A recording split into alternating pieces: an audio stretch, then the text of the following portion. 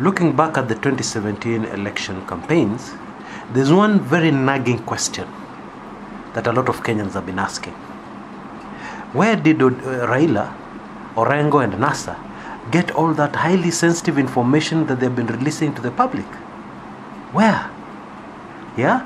Now, for starters, the information about the military involvement in the election, and what was clearly the description of what is called a covert operation, that was highly sensitive government classified documents.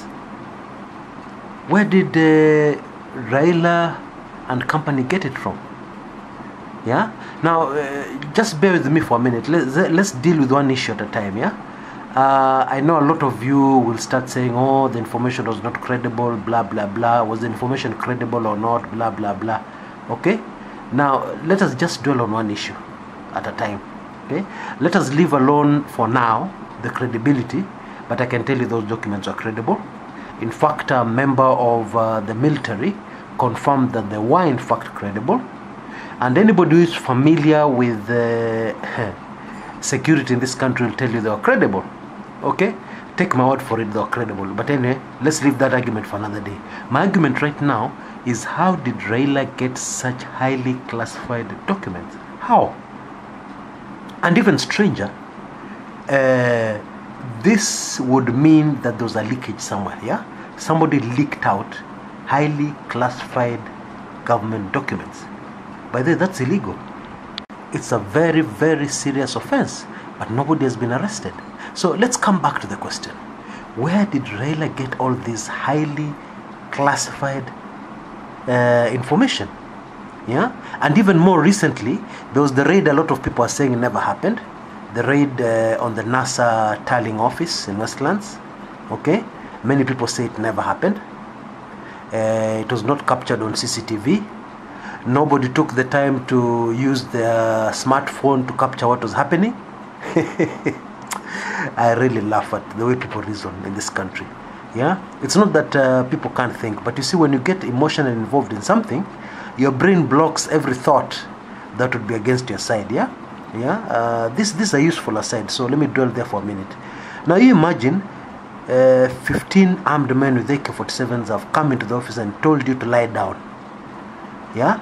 And this comes shortly after the still unsolved mysterious murder of Chris Kumekucha. Yeah? You want to tell me that you're going to lie down and take your smart camera and start taking a video of what's happening? Or will you put your head down and start saying your last prayers, wondering how this thing is going to end? No, just put yourself in that position. As for the CCTV cameras, you've seen enough movies. These things can be disabled.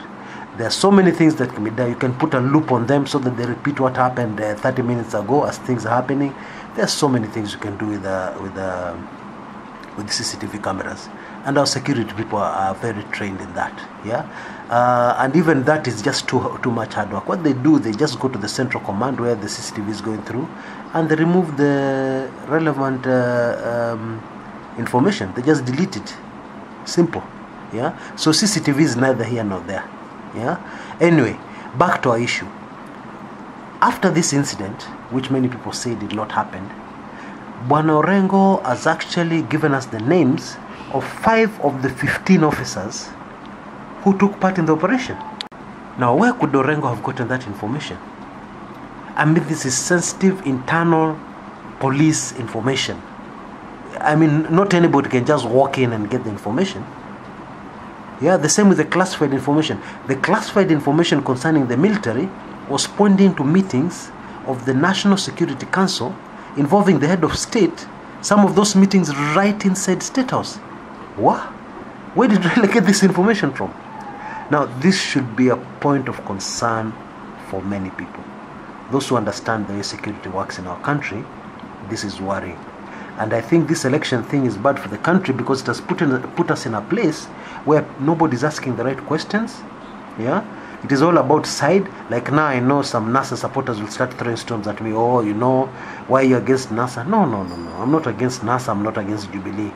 I'm just a Kenyan who knows that we have a country after the elections, and therefore I need to ask questions of great concern. It doesn't matter who's in State House. Even if it was a NASA government in State House, I would be concerned about sensitive, classified information leaking out? How?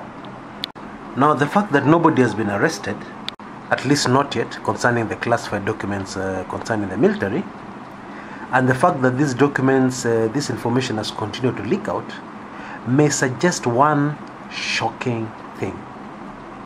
It could suggest that NASA's source of information is very, very senior within the Jubilee government. So senior that they're almost untouchable. Okay?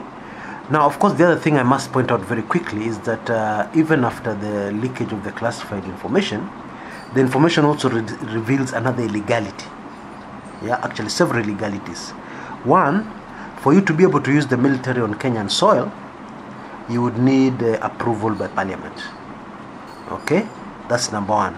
Number two, for you to be able to use, and this is highly sensitive stuff, folks, for you to be able to use the military in a covert operation, yeah, this kind of covert operations for national security are normally targeted at foreigners, you know, at people against the country of Kenya, Kenya's enemies, you know, like Al-Shabaab, you know, and so on and so forth.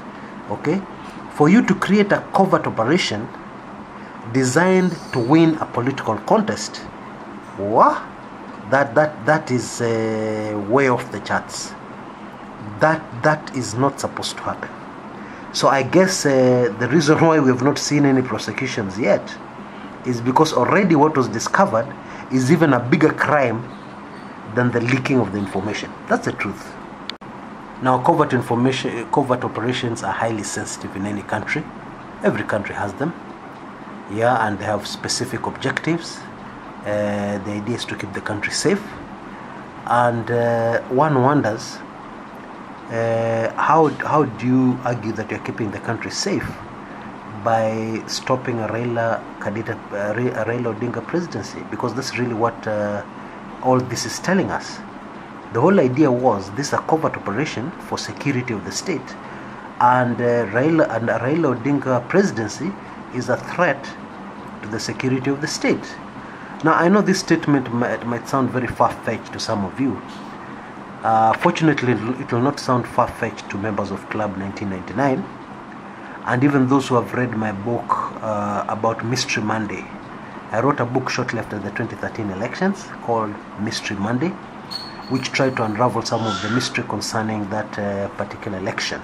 Okay, and in that book, in one of the chapters, I talk extensively about this Raila Odinga business and him being a threat to the security of the state.